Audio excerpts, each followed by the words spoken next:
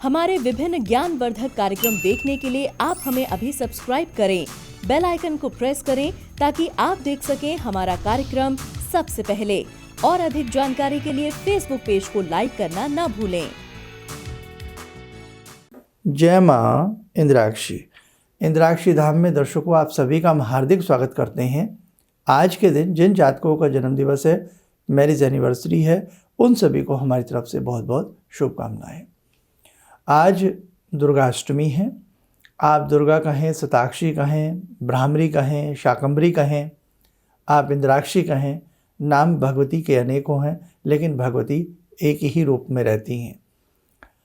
समय समय पर जब साधक या यूँ कहें हम भगवती के बालक जब उन्हें नाना रूपों में पुकारते हैं, वो हर रूप में आ जाती हैं।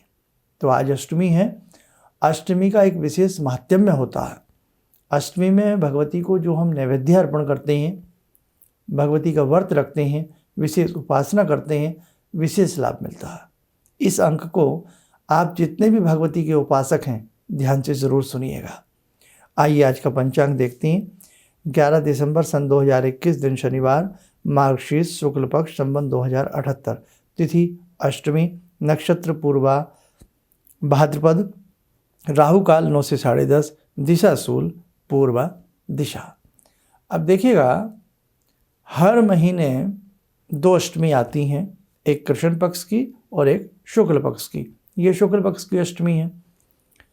भगवती ने स्वयं कहा है कि जो साधक, जो बालक अष्टमी के दिन निराहार रह करके मेरा व्रत रखता है, दुर्गा सप्तशती का पाठ करता है या मेरे निमित्त कोई भी यज्ञ आदि करता है, तो मैं उस घर में अपना वास बनाती हूँ और मैं उस साधक से अति प्रसन्न रहती हूँ।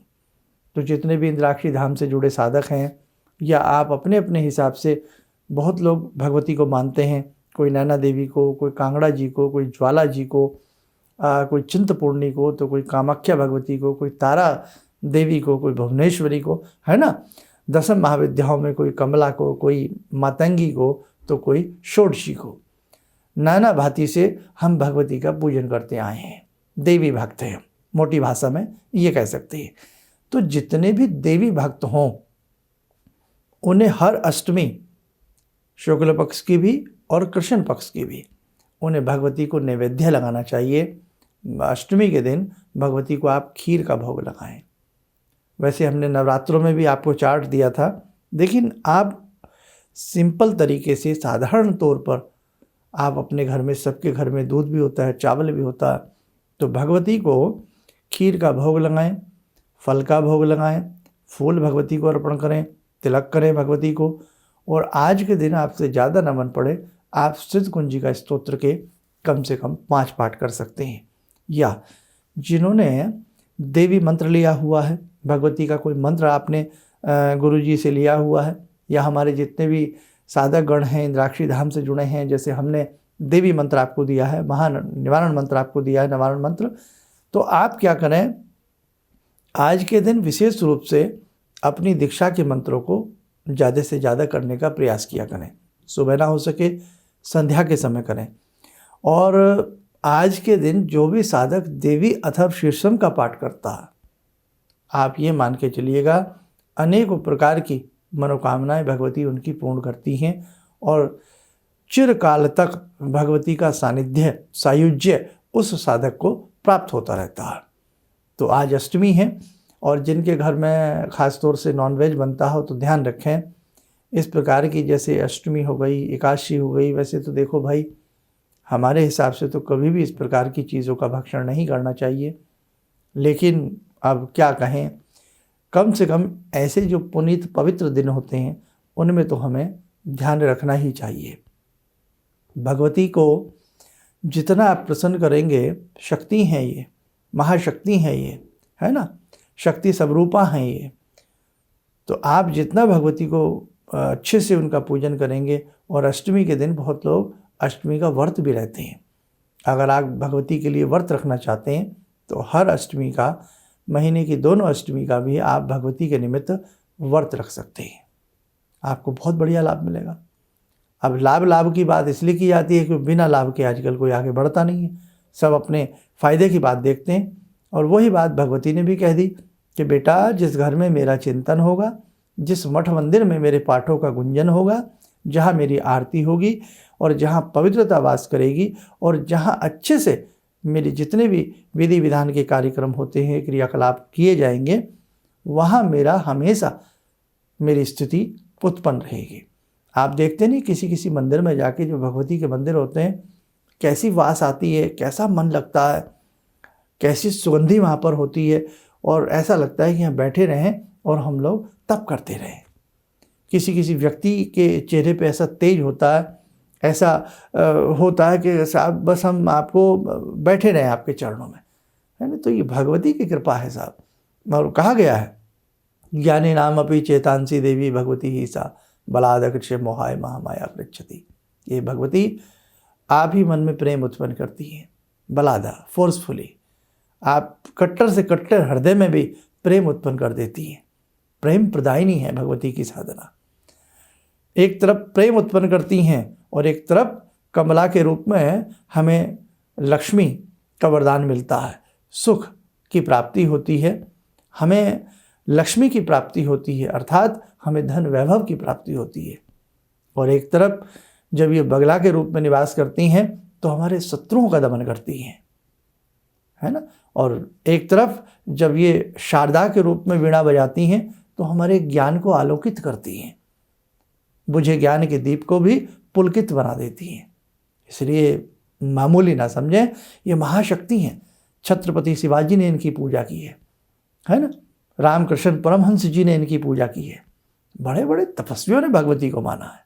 इसलिए देखो, बस आप समझ रहे हैं ना हमारे हृदय की भावना को आप लोग, तो बहुत अच्छे से ऐसे ऐसे आप रोज़ नहीं कर पाते हैं, आपके पास समय नहीं है, क्योंकि आज का हमारा समय ऐसा हो गया, भागदौड़ की लाइफ हो गई है।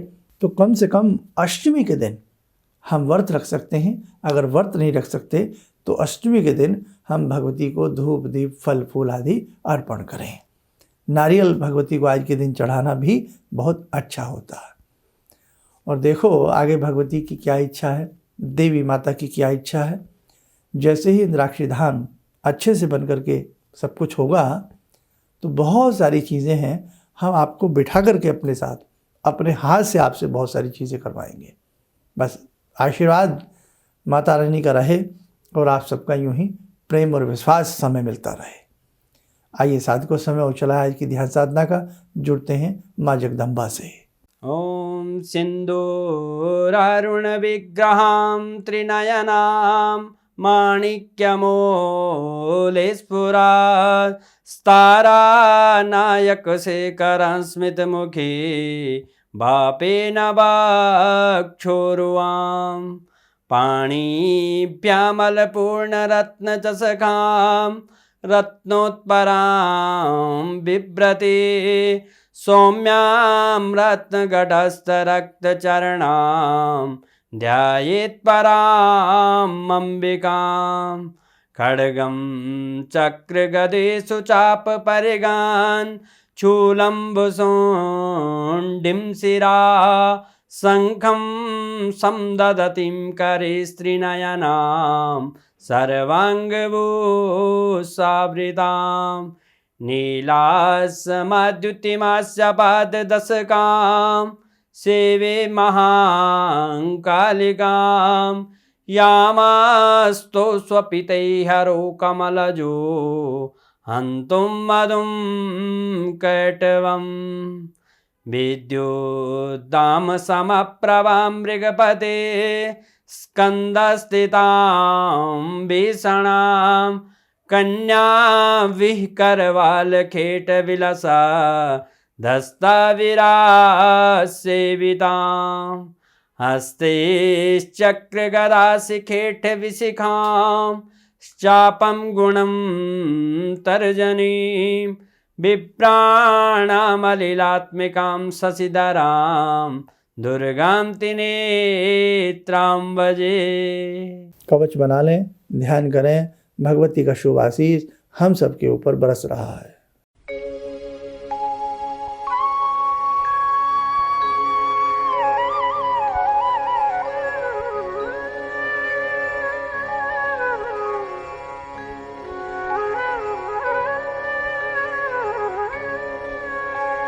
ओम बोलते हुए नेत्र खोलें, सामान्य हो जाएं।